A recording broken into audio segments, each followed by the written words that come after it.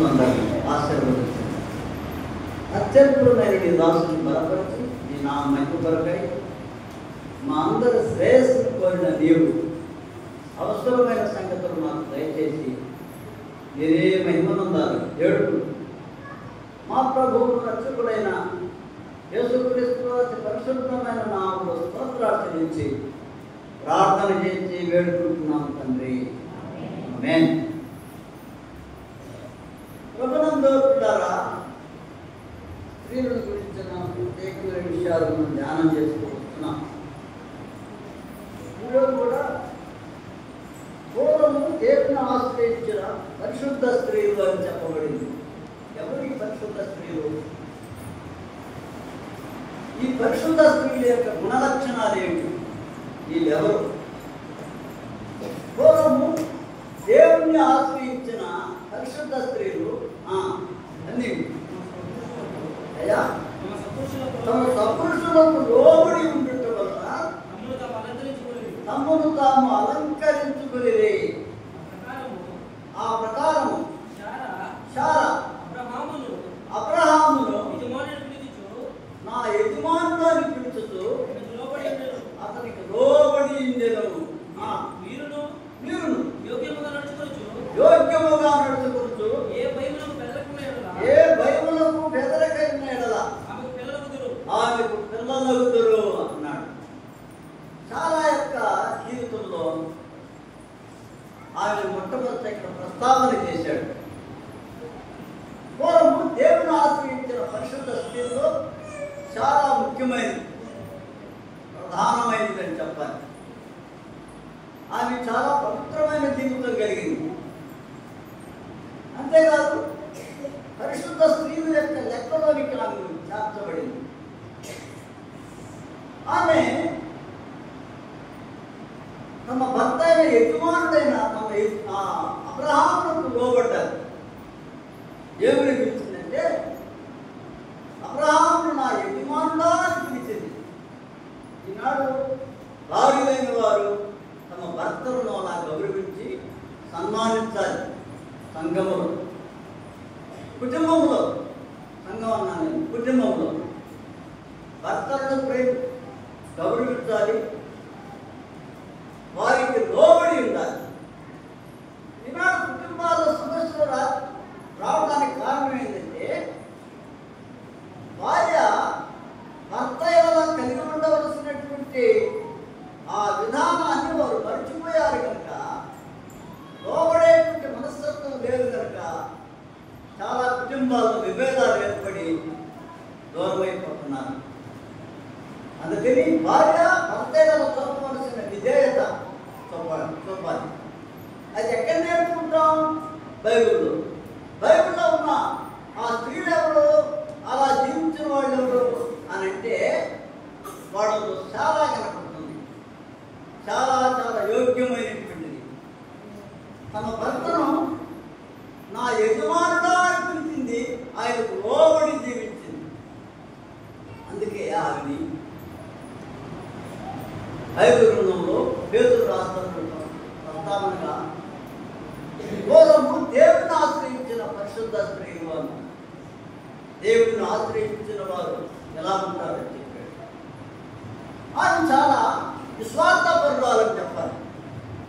దేవుడు అబ్రహాముకు చాలా చెప్పాడు, నీకు కుమారుడు ఇస్తాను అని అన్నాడు.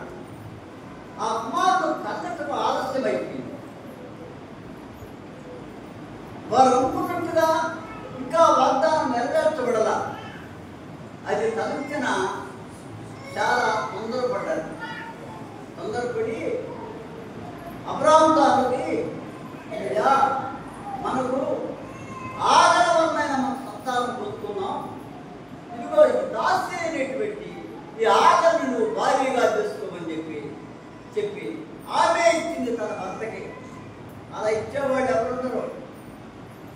పిల్లలు లేకపోగా ఆగర్ను తీసుకున్నారు, ఆగర్ని ఇచ్చింది. తన దాసిగా ఉన్న ఆగర్ను అబ్రహాము ఇచ్చింది. అందుకని అబ్రహాము దాసిని తీసుకున్నాడు. చాలా చెప్పకుండా తీసుకోలేదు. అబ్రహాము కూడా చాలా పవిత్రమైన జీవితం వాడు, తన ఇంటిలో బానిస, తన ఇంటిలో ఒక దాసి. కానీ అబ్రహాముకి చాలా చెప్పక ముందు ఆ కోరిక కలగలేదు. చాలా చెప్పింది, ఆమె భార్యగా స్వీకరించాడు. వాళ్ళకు ఒక కుమారుడు పుట్టాడు. ఇది సారా యొక్క సద్గుణం అంటారు. ఈనాడు అది కుదరలేదు. ఆనాడు బహుభార్యత్వం అనేది ఉంది, బహుభార్యత్వం అనేది ఉంది. ఇప్పుడు అట్లా కుదరదు. ఏకపత్ని పురుషుడు, ఏకపత్ని స్త్రీ. పురుషునికి ఒకే భార్య, స్త్రీకి ఒకే భర్త. ఎడాకులు పెడాకులు అయితే కుదరవు. అలా చేస్తే దేవుడు శాపం వస్తారు, బైబిల్ ఒప్పుకోదు. అందుకని ఎట్లాంటి పరిస్థితుల్లో అయినా సరే ఒకే స్త్రీకి భర్తగా ఉండాలా, ఒకే పురుషునికి భార్యగా ఉండాలి. ఇప్పుడున్న కాలం అది. అప్పటి కాలంలో చాలా మంది భార్యలు కలిగి ఉన్నారు. దావీదు గురించి మనకు తెలుసు, ఆయన చాలా మంది భార్యలు ఉన్నారు. సొలొమోను గురించి మనకు తెలుసు, ఆయన చాలా మంది భార్యలు ఉన్నారు. అదే కాలం అంటే అజ్ఞాన కాలం. అజ్ఞాన కాలంలో దేవుడు పూజిస్తున్నట్లుగా ఉన్నాడు. ఇప్పుడైతే అది ఒప్పుకోడు. అలా తాగితే దేవుడు శిక్ష విధిస్తాడు, కన్నీరే మిగులుతాయి. అలాంటి కుటుంబాలను శాపగ్రస్తంగా దేవుడు చేశాడు కూడా. అందుకని పిల్లరా, సారా యొక్క జీవితంలో ఆయన చాలా సద్గుణం కలిగింది అని చెప్పాలి. తమ యజమానుని అనగా తన భర్తకు యజమానుడా అని పిలిచి ఆయనకు లోబడి జీవించింది. కారణం ఏంటంటే దేవుణ్ణి ఆశ్రయించిన పరిశుద్ధురాలైన స్త్రీ. అంతేకాకుండా ఇశ్రాయేలు జనాంగము విస్తరించడానికి ఆ ఒక కారకురాలైంది. ఇశ్రాయేలు జనాంగం విస్తరించడానికి కారకురాలైంది. అందుకని దేవుడు వృద్ధాప్యంలో, నిన్న వృద్ధాప్యంలో ఆయన కుమారుడు ఇచ్చాడు. ఆ కుమారుడు ఇస్సాకు. దేవుని వాగ్దానం కోసం కనిపెట్టింది. 18వ అధ్యాయంలో దేవుడు ప్రత్యక్షమయ్యి, ఇదిగో మీదటికి మళ్ళా నేను వస్తాను అబ్రహామా, అప్పుడు నీ భార్య అయిన చాలా కుమారుడిని కంటారు అనంటే ఆమె గుడారంలో ఉండి ఆ మాటని నవ్వుకుంటారు.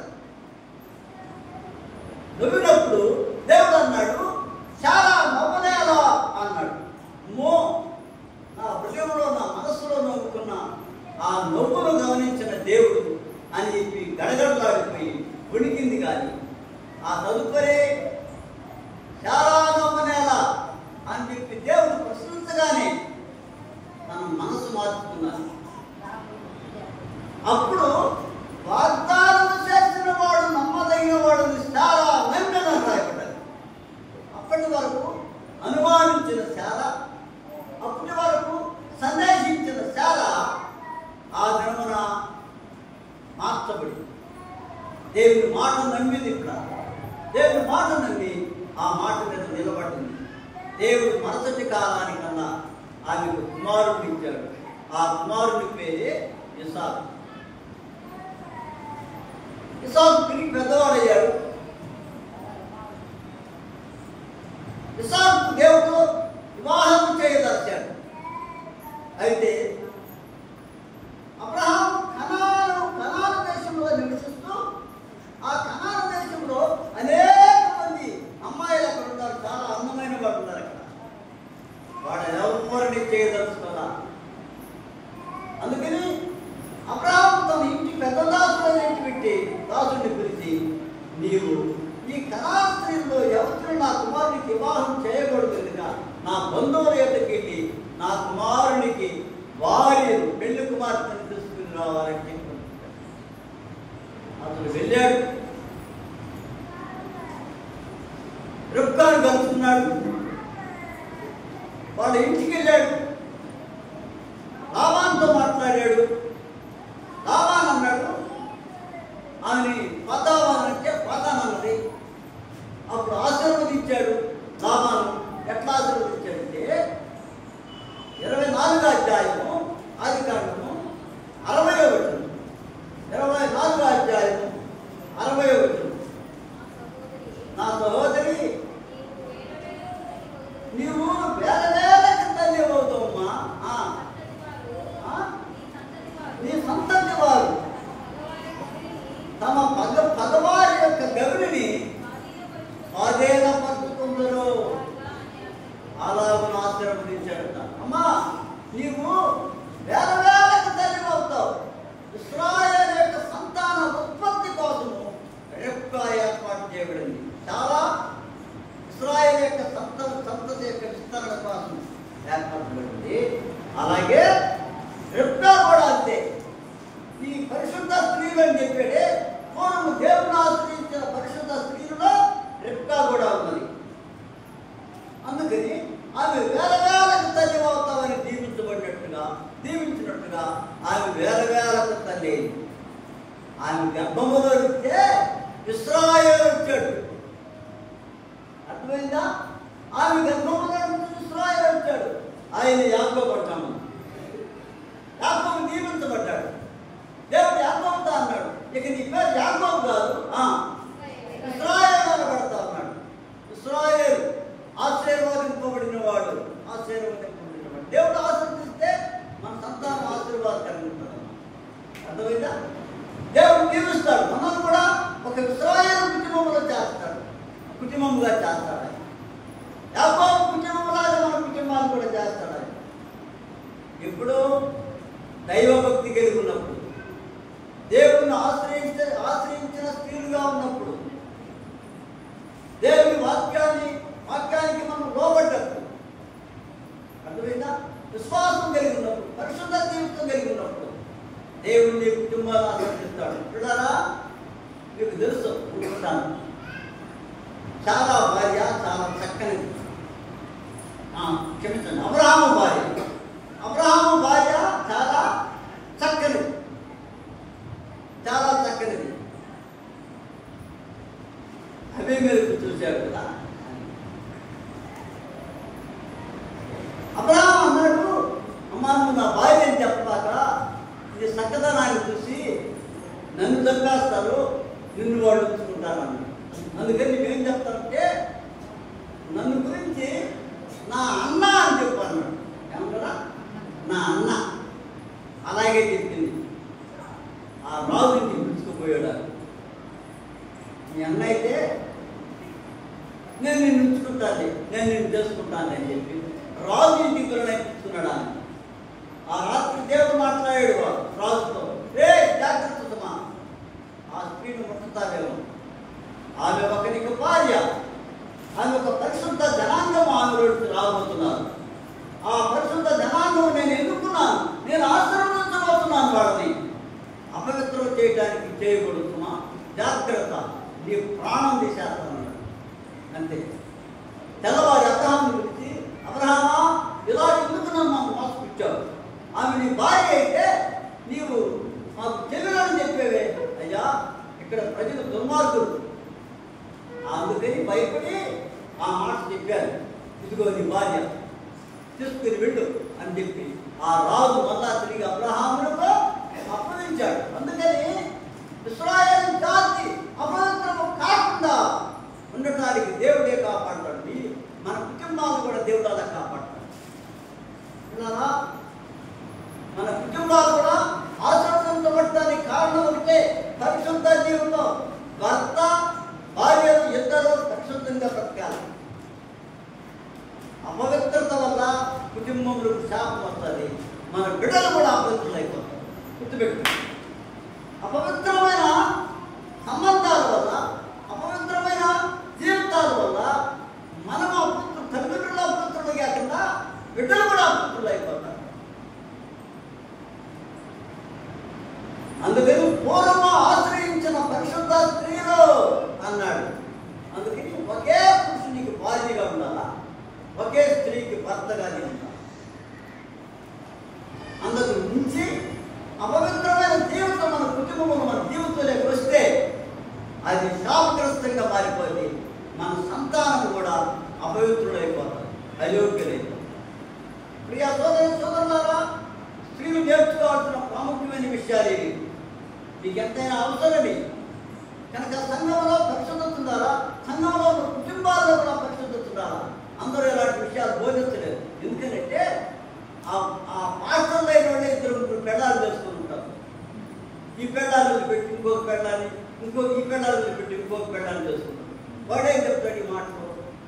ఒకే స్త్రీగా భర్తగా ఉండాలా, ఒకే పురుషునికి భారీగా ఉండాలి, అంతకు మించకూడదు. మీరు జాగ్రత్తలు జరగకున్నట్లుగా ప్రతి పురుషునికి సొంత భార్య ఉండవలను. ఎందుకు భార్యాభర్తల సంబంధాన్ని దేవుడు ఏర్పాటు చేసేటంటే జాగ్రత్తలు జరగకుండా ఉండటానికంట. ఏం చెప్పారా? జాగ్రత్తలు జరగకుండా ఉండటానికి దేవుడు ప్రతి స్త్రీకి భర్తని, ప్రతి పురుషునికి భార్యని ఏర్పాటు చేశాడు.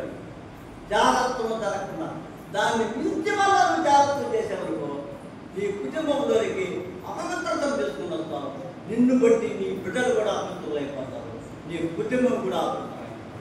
స్త్రీలారా, బైబిల్లో రాయబడిన విషయాలు మీకు చెప్తున్నాను. ఇవన్నీ ఇవి చాలా మందికి తెలియదు, బోధించలేదు. మీరు చదువుకుంటారు కానీ ఇవన్నిటి మీద మనసు పెట్టి ధ్యానం చేయలేదు.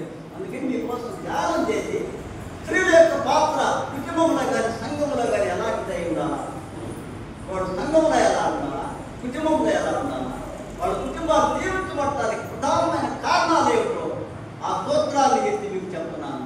అవి నేర్చుకోండి. అందుకని కుటుంబంలో చాలా పవిత్రతను మనం కలిగి ఉండాలి. అలా కలిగి ఉన్నప్పుడు నీవు కూడా శారాను పోయిన దానిగా ఉంటావు, నీవు కూడా రెప్కాను పోయిన దానిగా ఉంటావు. రెప్కా పవిత్రమైన స్త్రీ, యోగ్యురాలు. దేవుని పిలిచింది అబ్రహామునే. చాలా ఏమని పిలిచిందా? నా యజమానుడా లోబడటానికి కారణం అది. అతనికి లోబడి ఉండను. అలాగే రెప్కా కూడా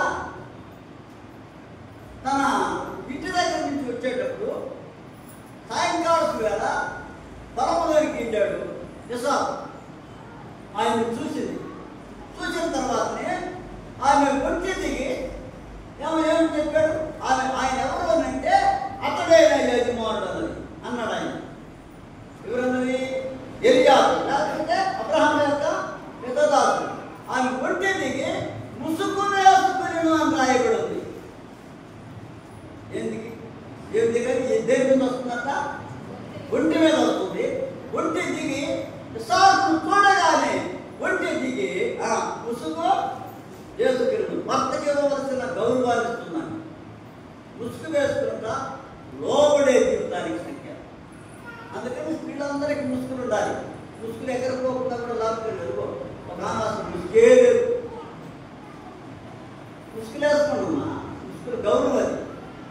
తల పెట్టి కనపడకూడదు, మీ జడ కూడా కనపడదు. నువ్వు చెప్పాను నేను చెప్పినా మీ జడ కనపడకూడదు, వెనక మీ వీపు కూడా కనపడకూడదు. వెనక చూస్తున్నాం.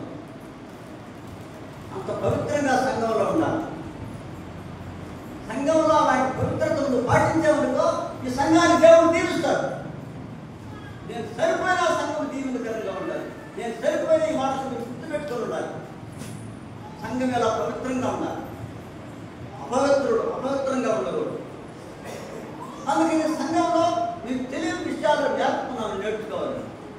ఇంకొక మాట, ఇశ్రాయేలు జాతి వద్దనడానికి కారణం ఎవరంటే ఒకటి శారా, రెండవది రెబ్కా, మూడవది చెప్తాను. మూడవది రూతు గ్రంథం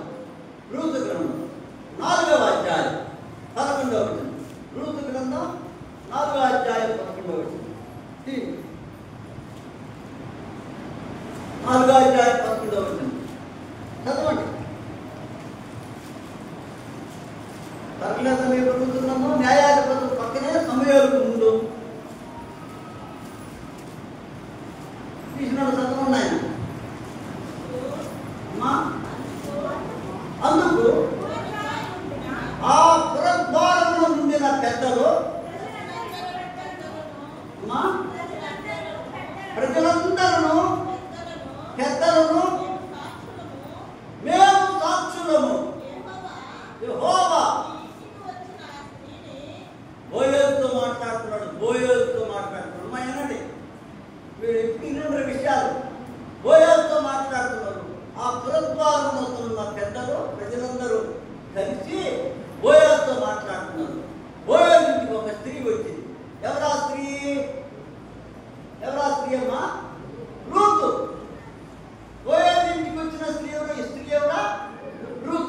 ఆ స్త్రీల గురించి ఆ పురద్వారంలో ఉన్న పెద్దలు మాట్లాడుతున్నారు. ఏమని చెప్పండి.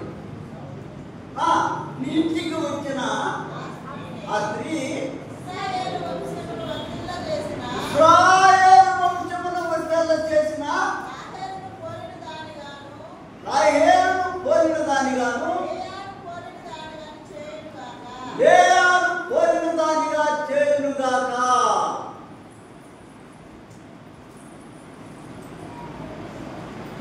ఎవరితో మాట్లాడుతున్నారండి ఈ మాట అంటే? బోయజు. ఎవరితో మాట్లాడుతున్నారా? బోయజుకు చెప్తున్నారు. బోయజు రూతుని పెళ్లి చేసుకున్నాడు. అమ్మా వినాలి మాట. ఎవరిని చేసుకున్నాడా? రూతుని పెళ్లి చేసుకున్నాడు. ఈ రూతు యవనస్తురాలు. ఆమె మోయాబు దేశంలో ఉన్న స్త్రీ.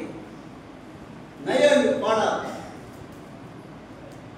నయోమి కుమారుడు ఆమె పెళ్లి చేసుకున్నాడు.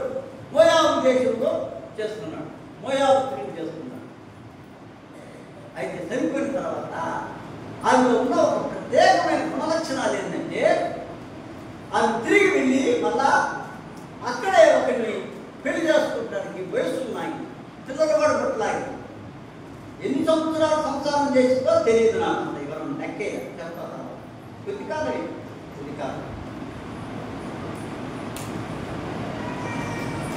ఆ తర్వాత ఆమె పెళ్లిబిడ్డ చనిపోయాడు.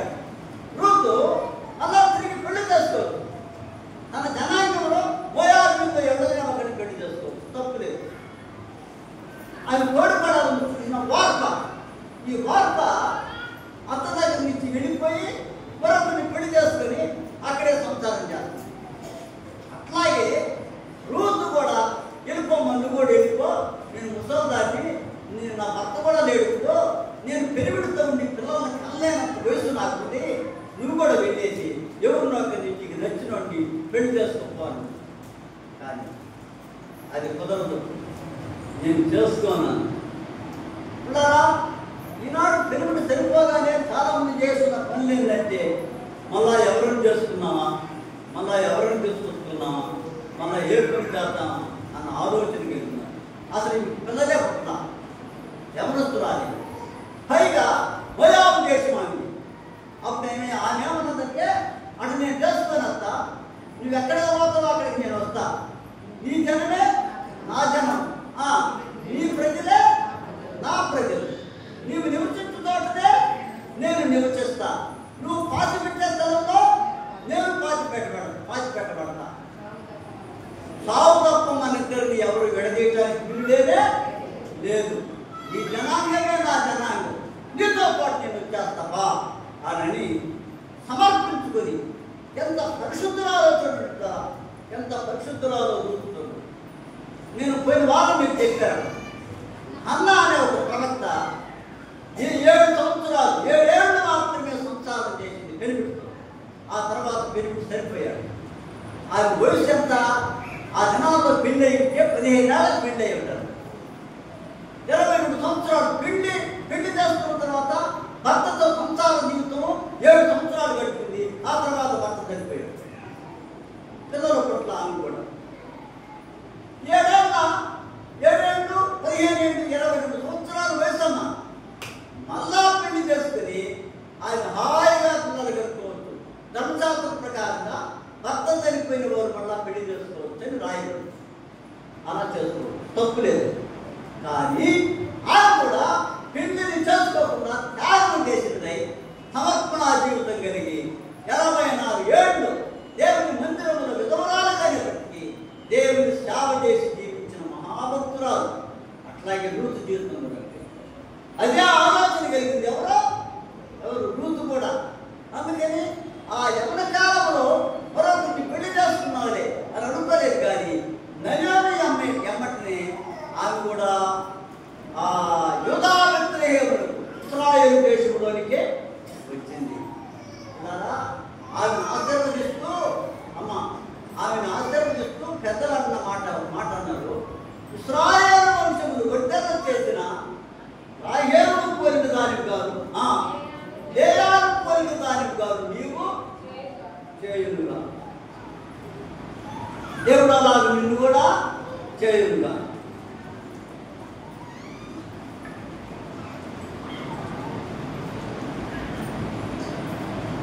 ఇశ్రాయేలు వంశం వర్ధిల్లడానికి మరొక ఇద్దరు స్త్రీలు కారణమయ్యారు. ఎవరు? రాహేలు, లేయా. ఇద్దరు మాటలు దేవుడు ఏ రీతిగా ఇశ్రాయేలు జనాంగాన్ని విస్తృతం చేస్తా వచ్చారో చూడండి. అసలు లేయా కానీ రాహేలు జీవితంలో కూడా చాలా పవిత్రమైన జీవితం ఉంది. అర్థమైంది మీకు?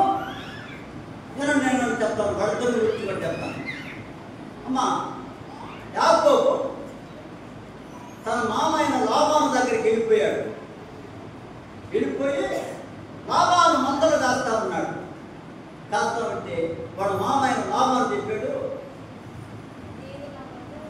నీవు నా మందలను కాయవు, నువ్వు నాకు కొలువు చేసినాడుగా నా కుమార్తె నుంచి నీకు పెళ్లి చేస్తాను. ఆయన ఎవరు కావాలని కోరుకున్నాడంటే రాహేలు కావాలని కోరుకున్నాడు. అమ్మాయినండి అన్నమాట. ఎవరు కావాలని కోరుకున్నాడా? రాహేలు కోరుకున్నాడు. ఎందుకు రాహేలు కోరుకున్నాడంటే అది చాలా చక్కనిది, సౌందర్యవతి, రూపసి, చాలా అందంగా ఉంటారు. ఆ అందాన్ని చూసి యాకోబు రాహేలును ప్రేమించి ఆమె నాకు ఇచ్చే ఇస్తాను, వాళ్ళ మామ లాభాలు చెప్పి ఇస్తాను, కానీ 7 సంవత్సరాలు నాకు కొలువు చేయాలన్నాడు. ఏమన్నాడు? 7 సంవత్సరాలు నాకు కొలువు చేయాలి. 7 సంవత్సరాలు కొలువు చేస్తున్నాడు. 7 సంవత్సరాలు కొలువు తీరిపోయిన తర్వాత ఈ కొలువు చేసేటప్పుడే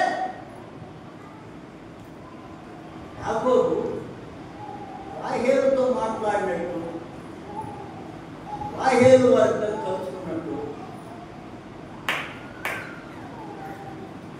లాబాను రాహేలు యాకోబుకి ఇవ్వడానికి వాడు ప్రేమలో పడ్డట్టు మీరు చూసారా? ఏమమ్మా చూసారా?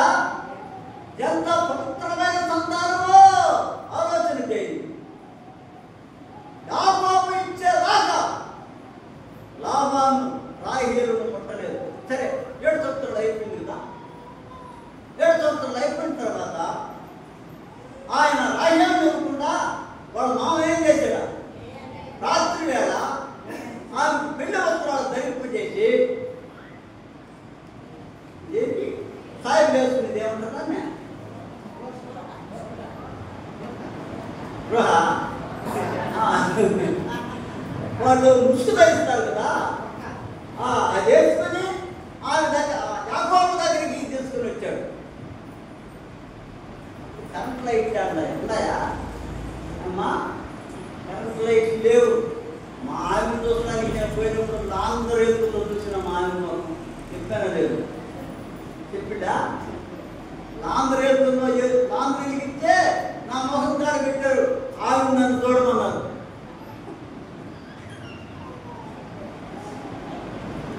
ఆ లాందరూ తీసుకుపోయి మా మొహం కాడ పెట్టారు. ఆయన లాందరూ ఎత్తున్న మా మొహం చూసి నేను పెళ్లి చేసుకుంటానని చెప్పి పెట్టాను. అట్లాగే దేవుడు పెద్దలు మాట్లాడినాడు. మేము మాట్లాడుకోలేదమ్మా, మేము అనుకుంటారేమో. ఇంకో కావాలన్నది ఒక అమ్మాయి ఎవరు వస్తున్నాడు ఇక్కడే ఉంది, పేరు చెప్పగానే ఇద్దరు లవ్ చేసుకున్నారా?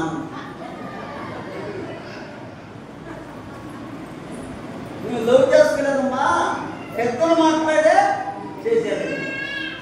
కనుక ఎలాగన్నా యాకోబు జీవితంలో ఎంత పవిత్రమైన వాడు ఆలోచించి, అందుకని ఆ స్త్రీలు కూడా ఎంత పవిత్రమైన వారు. ఆ రాత్రి వాడు చూశాడు. తెల్లవారి చూసేటప్పటికి తెల్లవారి ఎవరాని లేదా అప్పుడు మామ దగ్గరికి వెళ్ళాడు. మామ ఏమిటి మోసం? నేను కొలువు చేసింది రాహేలు కోసం కదా, మరి నన్ను ఎందుకు మోసం ఇచ్చావు? లేదా నాకు ఇచ్చావు అని అడిగితే వాడు మామ అన్నాడు, పెద్దదారి ఇంట్లో పెట్టి చిన్నదారికి పెళ్లి చేయక మా దేశ మర్యాద కాదు. ఒకవేళ రాహేలు కూడా నీకు కావాల్సినట్టే మళ్ళా 7 సంవత్సరాలు కొలువు చేయాలన్నాడు. ఏనండి మాట, మళ్ళా 7 సంవత్సరాలు కొలువు చేశాడు యాకోబు. ఏనండి, ఆ 7 సంవత్సరాలు రెండవసారి 7 సంవత్సరాలు కొలువు చేసేటప్పుడైనా రాహేలుతో మాట్లాడినట్టు, రాహేలుడు కలుసుకున్నట్టు, రాహేలా మళ్ళా 7 సంవత్సరాలు నీకోసమే చేస్తున్నాను మా కొలువు, ఇక అప్పుడు దాకా ఎవరినే కలుసుకున్నారా అన్నాడా యాకోబు? ఏమన్నా ఆమె ఏమన్నా అన్నదా? ఏమ్మా లేదు. వాళ్ళ మామ అనగా రాహేలు యొక్క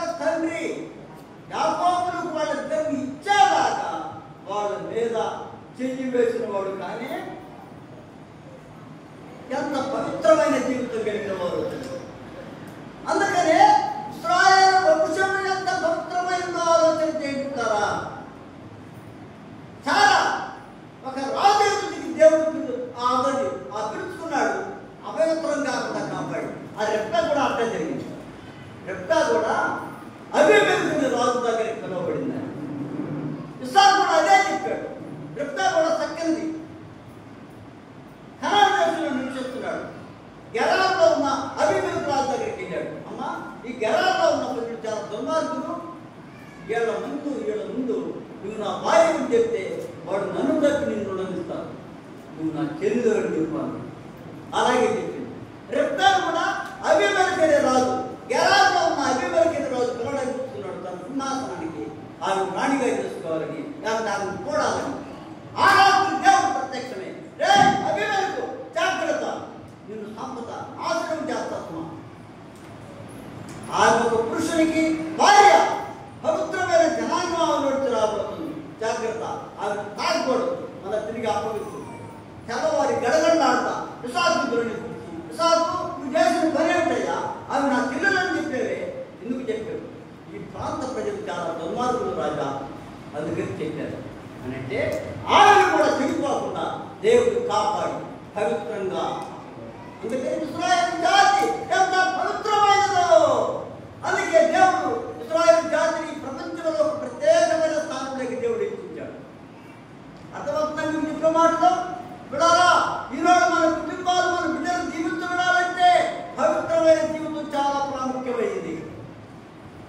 నీ బిడ్డను దేవుడు ఆశీర్వదిస్తాడు, నీ కుటుంబాన్ని దేవుడు ఆశీర్వదిస్తాడు. ఒక ఉన్నతమైన స్థానంలో పెడతానంటే దానికి పరిశుద్ధమైన జీవితం అవసరం. అపవిత్రుల యొక్క జీవితాలు పాడైపోతుంది. దారి దగ్గావా, కాలు దాగావా, నీ కుటుంబంలో అపవిత్రత వచ్చేసిందా, నీ జీవితంలో అపవిత్రత వచ్చేసిందా, నీ బిడ్డలు పాడైపోతారు, నీ పేరు చెడిపోద్ది. దేవుడి ఆశీర్వాదం వెనక్కి తీసేసుకుంటాం. ఏమవుతుందా? దేవుని ఆశీర్వాదం వెనక్కి వెళ్ళిపోద్ది. దేవుని ఆశీర్వాదం వెనక్కి వెళ్ళిపోద్ది. అందుకని నా మాట వినండి. పూర్వం దేవుని ఆశ్రయించిన పరిశుద్ధ స్త్రీలు నా పేరు మీకు కూడా అలా పవిత్రంగా బ్రతకండి కదా. ఏదైనా పొరపాటు ఉంటే ఒప్పుకోండి, విడిచిపెట్టేసి ఈ రోజు నుంచి బట్టి దేవాని వాక్యం ఉన్నానయ్యా, నేను అలాంటి వాడిని, నేను అలాంటి దాన్ని, నన్ను క్షమించు దేవాని క్షమాపణతో కన్నీటితో ఒప్పుకో. దేవుడిని మనం క్షమించి పోయిన ఆశీర్వాదాలు వాడు తిరిగి కండి. చెప్పానా?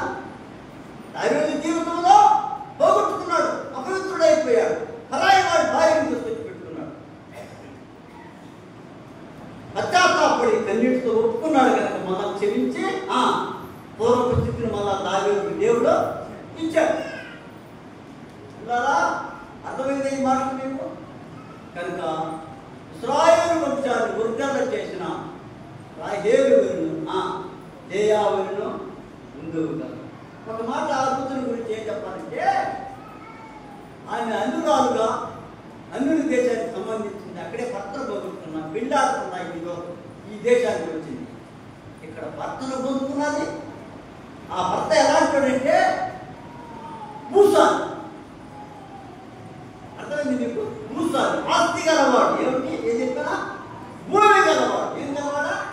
భూమి గలవాడు. బోయాజు ముందు పెళ్ళి అయిందనండి, పెళ్లి కాదు అమ్మా అన్నారా?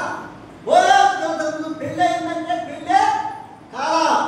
పెళ్లి గారి ఒక కుర్రోడిని, ఆస్తి గల ఒక బోయాజుని, దైవభక్తి కలిగిన ఒక బోయాజుని ఒక విధవరాలు సంపాదించుకుంది. ఎవరు? ఒక రూతు విధవరాలే కదమ్మా. రూతు విధవరాలే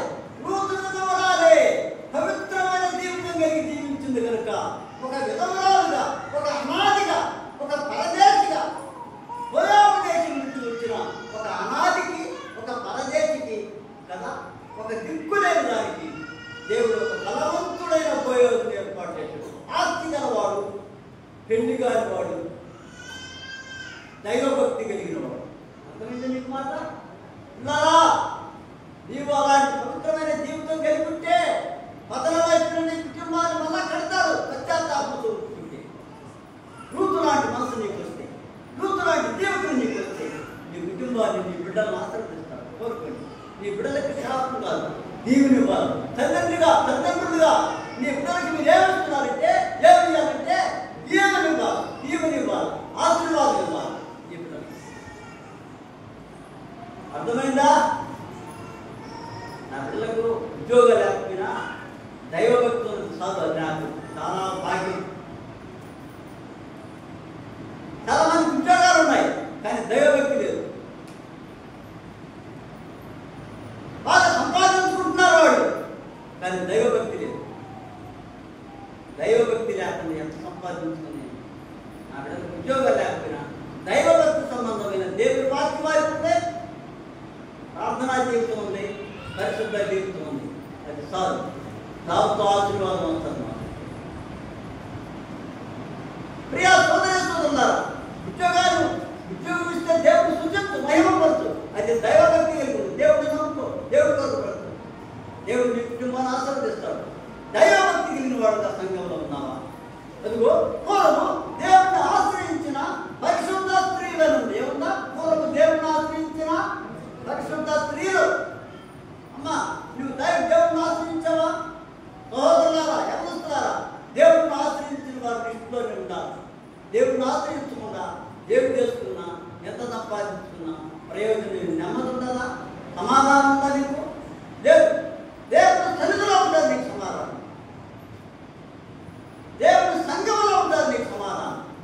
దేవుని ఆశీర్వాదం దేవుని సంఘంలో ఉంటుంది నీకు. దేవుని వాక్యం వినుట్లో ఉంటుంది నీకు ఆశీర్వాదం. ఈ వాక్యాలు మా విడిచిపెట్టరాకండి. లోపాలు ఉంటే ప్రభు దగ్గర క్షమాపణ లేదు. అప్పుడు మీ సంతానాన్ని దేవుడు మీ బిడ్డలు లేకపోతే రాదు, నీకు ఆశీర్వాదం రాదు. ఇశ్రాయేలు జనాంగంలోకి నీ కాపాడలేదు. ఇశ్రాయేలు జాతిని దేవుడు కాపాడాడు. మొదటి పునాదులుగా ఉన్న ఇద్దరు తల్లులు, వాళ్ళు ఎవరంటే శారా, రెబ్కా. శారా, రెబ్కా వాళ్ళే ఇశ్రాయేలు జాతికి పునాదులు వాటి తల్లులు వాళ్ళిద్దరే. ఆ ఇద్దరు చెడిపోకుండా, ఆ ఇద్దరు అపవిత్రులు కాకుండా దేవుడే కాపాడా. అందుకే ఈనాడు ఇశ్రాయేలు జాతి వర్ధిల్లింది. రాయలు వేయాలు కూడా చూడండి, వాళ్ళు కూడా పరిశుద్ధమైన జీవితాలు కలిగిన వాళ్ళే. అందుకనే ప్రపంచంలో ప్రఖ్యాతిగా ఇచ్చింది ఇశ్రాయేలు జాతి. ఇశ్రాయేలు జాతి ఈనాడు వాళ్ళంటే ప్రపంచ దేశాలకే భయం. చిన్న దేశమే వాడు. మళ్ళా చుట్టుపక్కల 154 దేశాలు, అరబ్ దేశాలు ఉన్నాయి. గడగడలాడుతున్నారు. వాళ్ళని దేవుడు కాపాడుతున్నాడు. వాళ్ళకి దేవుడి వాగ్దానం ఉన్నది. ఎవరు నీ మీదకి వచ్చినా జయం పొందలేరు. దేవుడు రాయించాడు దైవ గ్రంథంలో. ఆ లేఖనాలన్నీ ఉన్నాయి.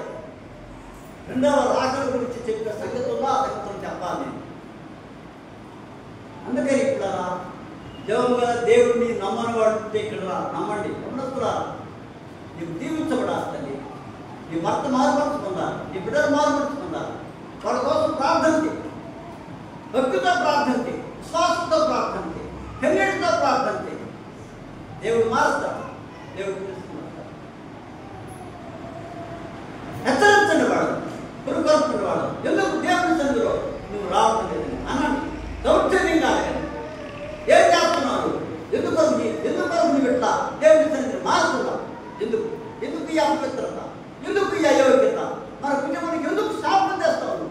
నువ్వు ఒక భర్తగా, నువ్వు ఒక తండ్రిగా మన కుటుంబానికి శాపం చేస్తున్నావు.